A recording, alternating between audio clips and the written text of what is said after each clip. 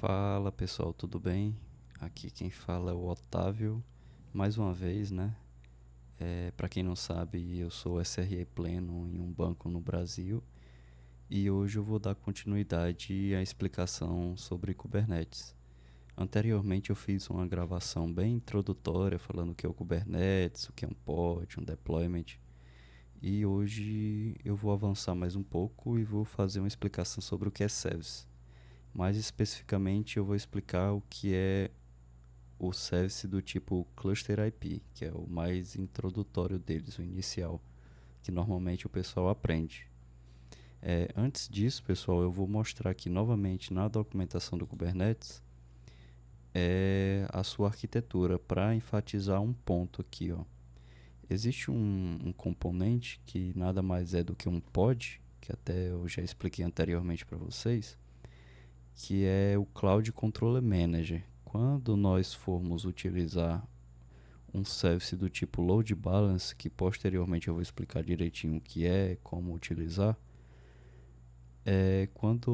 como eu estou utilizando um cluster bare metal, né, que o pessoal costuma falar, que nada mais é do que um cluster on-premise, ou seja, está rodando na minha máquina através do Kind, nós não temos esse pod aqui do Cloud Controller Manager, que é através dele que ele vai se comunicar com a API da cloud que você utiliza, como por exemplo a AWS. Então, quando você diz, eu vou criar um EKS, me disponibilize os IPs. Então, nada mais seria do que o Cloud Controller Manager se comunicando com a API da AWS que irá realizar essas ações. Só que quando nós temos um cluster do tipo on-premise, nós não temos esse pod. O que nós fazemos? Uma das maneiras conhecidas e utilizadas, e até mesmo que eu já utilizei, é através do Metal LB, que ele vai criar um pod que vai servir como esse CCM, que é o Cloud Controller Manager. Só que posteriormente eu vou explicar direitinho como implantar, o que é e etc. Então vamos lá, pessoal. Dando uma explicação bem breve, o service nada mais seria do que uma forma de você pegar seus serviços e fazer com que eles se comuniquem internamente no seu cluster ou fazer de uma forma de exportar eles. Por exemplo, eu tenho um serviço aqui e quero que chegue requisição de fora nele através de um endpoint. Eu consigo através do service. Então, o service nada mais seria do que uma maneira de fazer a comunicação acontecer entre ele e o mundo lá fora ou dentro do cluster por outros serviços. Então, pessoal, como eu vou fazer aqui essa explicação? Vamos lá, vamos ver como está o nosso kind aqui. Eu já andei preenchendo algumas informações aqui, alguns YAMLs. O nosso config.yaml que daquela mesma maneira da aula passada. Nada mais seriam do que 3 nodes, control plane, 2 data planes. Dá um cat aqui no deployment para vocês verem. O deployment nada mais é do que eu estou chamando esse deployment de web app, que seria um nginx de 3 pods. Ou seja, vão ter 3 pods porque eu estou especificando as réplicas. E aqui o match label eu quero que o deployment tome conta dos 3 pods que possuam a web app chamada app web app. Então isso aqui é muito importante, pessoal. Porque lá vem cluster IP. Quando eu vou criar um service, eu preciso especificar qual é o tipo de service. Então nós temos 4. Se tiver mais, eu peço perdão, mas eu só conheço 4 e eu acho que só tem 4 mesmo. Que são Cluster IP, External Name, Node Port e ainda tem um aqui que eu não criei, que será o próximo que eu vou explicar, que é o Load Balancer. Então o Cluster IP é o mais introdutório, ele serve para comunicações internas no cluster. E como funciona o Cluster IP? Você cria um service do tipo obviamente, service, onde você especifica o tipo dele de cluster IP. Só que dentro da especificação do service você vai colocar o seletor. E esse seletor eu vou cuidar dos pods que possuam essa especificação aqui. Eu quero olhar para tudo que tenha web app. Não é coincidência, eu coloquei exatamente os valores que tem nas labels do pod, que por sinal está sendo cuidado pelo deployment, perdão. Então, pessoal, como foi que eu fiz? Eu criei primeiro esse deployment. Deixa eu ver se eu consigo achar aqui.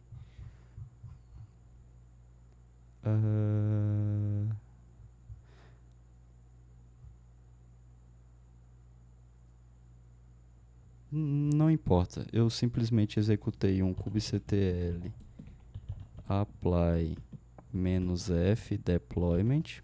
Aí eu crio o deployment. Logo após isso, eu vou e crio o cluster IP. Após isso, o que vai acontecer? Se você, como eu não especifiquei, como vocês podem ver, como eu não especifiquei namespace, como eu expliquei anteriormente, tudo será criado na namespace default. Então, se eu pesquisar por kubectl get deploy ou deployment, não importa. Pode ser abreviado, pode ser o nome completo. Ele vai pesquisar por tudo que tem na namespace default. Então, eu tenho um deployment do nome web app que tem 3 pods. Esse lado da direita diz a quantidade total e quantos estão em execução. Quando está 3/3, quer dizer, eu espero 3, tenho 3. Da mesma forma, eu posso pesquisar pelo service, que pode ser da forma service, como pode ser da forma abreviada SVC. Eu tenho, esse aqui é o padrão, já vem, e esse aqui é o que eu criei, Web App Cluster IP. Web App Cluster IP. No metadata eu especifico o nome do recurso que eu estou criando. Então, eu estou criando um service do nome Web App Cluster IP, é o que vai aparecer aqui quando eu pesquisar pelo recurso. Aqui é que tem um pulo do gato, Web App Cluster IP. Qual é o IP dele? 10.96.183.189. Esse é o IP para se comunicar com essa app. Que no caso, o que seria essa app, Otávio? Seria um Nginx. Então eu tenho 3 pods do Nginx esperando conexão. Uma forma que o service nos ajuda é que eu teria por exemplo, eu poderia muito bem criar 3 pods do Nginx separados, soltos, sem ter nenhum deployment na frente, muito menos um service na frente desse deployment. Só que cada um teria um IP diferente. Então, para eu não ter que decorar os IPs deles, o pod 1 teria um IP X, o pod 2 IP Y e pod 3 um IP Z. Para eu não ter que decorar isso, surge os services. É muito mais fácil eu saber o nome do service e fazer requisições somente para esse nome ou esse IP único do que eu decorar 3 IPs, 5 IPs, 10 IPs, vai depender da quantidade de pods que você queira e tenha. Então, Otávio, eu ainda não estou entendendo, então vamos fazer aqui um labzinho. Eu já anotei aqui esse comando, porque eu sou fraco de memória e acabo esquecendo. Eu vou criar um pod do nome demo de exemplo, que vai rodar uma imagem limpa, que é o Alpine, né? Que a galera que aprendeu aí com Docker sabe que o Alpine é o que a gente usa para fazer troubleshoot, porque é uma imagem bem levezinha. Então, eu estou dizendo aqui, kubectl, rode uma imagem do tipo Alpine, da forma iterativa, com o nome demo, e abra o SH dela, o shell. Ao executar, ele já vai criar o pod e já vai estar no terminal atachado desse pod demo. Eu até tinha anotado aqui porque o gerenciador do Alpine ele usa o APK e eu estava tentando utilizar o apt-get, o i1, mas é o apk. Então você dá um apk update aqui, update, e logo após você dá um apk add curl. Por quê? Porque não vem o curl, e o que nós iremos fazer? Nesses outros três terminais aqui, eu pesquisei por todos os pods que estão sobre o guarda-chuva daquele deployment, web app e o nome do pod. Web app e o ID do pod. Web app e o ID do pod. São 3 pods, que são 3 nginx aí nesse caso. Então o que eu faço?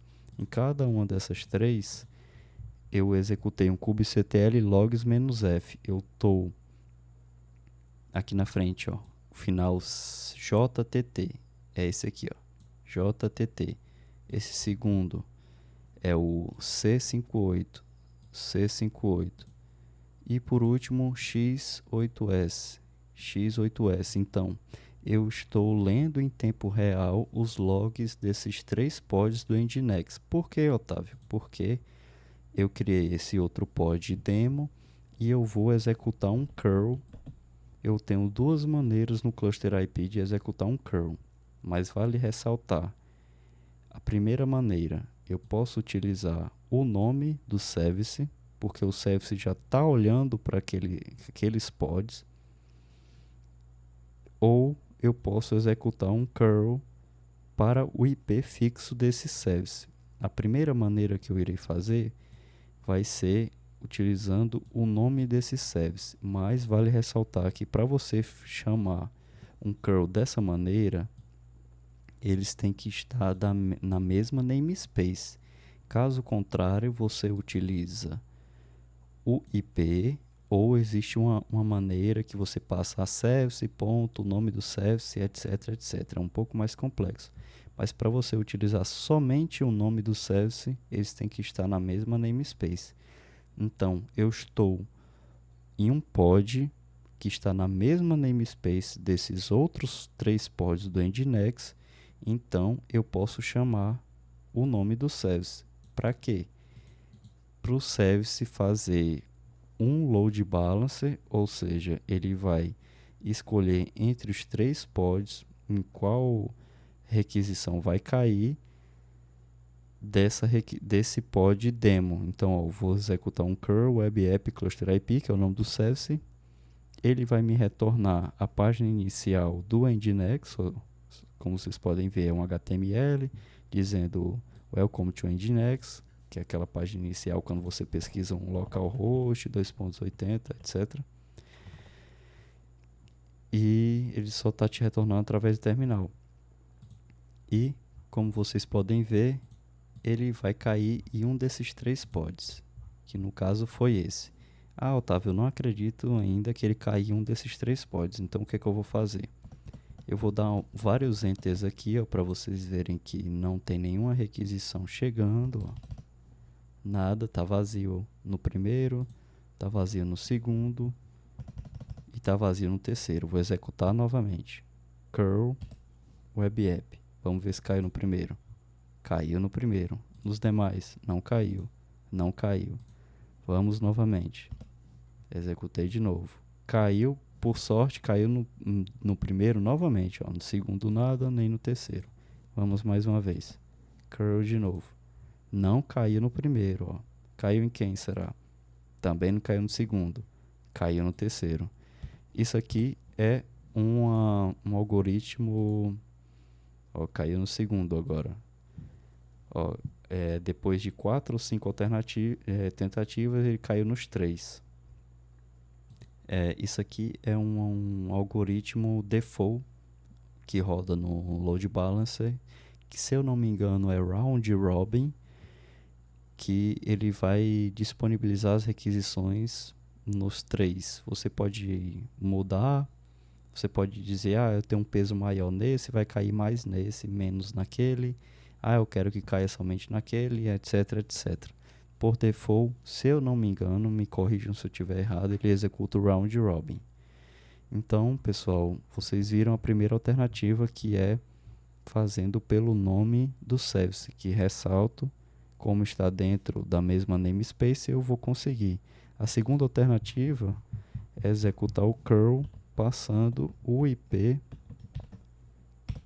do service. Caiu aqui, ó, terceiro. Eu vou até cancelar aqui tudo, dar um espaço para vocês verem que ele funciona da mesma forma.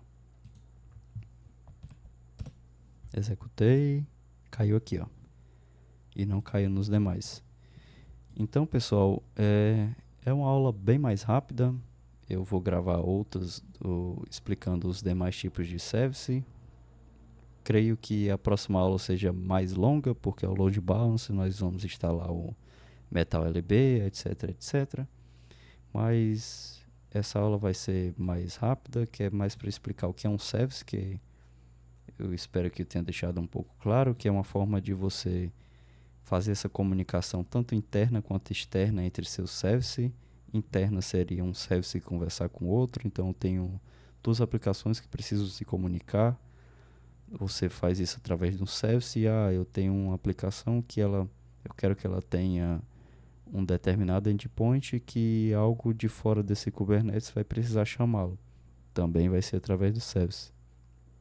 Além disso, o service faz uma forma de você ter um nome único para comunicação, e quando você chamar esse nome único, se tiver mais de um pod, ele vai fazer esse balanceamento de carga, né? Esse load balancer. Então, pessoal, espero que tenha ficado claro e até a próxima aula. Valeu! Qualquer dúvida é só falar, qualquer correção também estou aberto aí a correções e eu agradeço. Valeu, pessoal, até a próxima.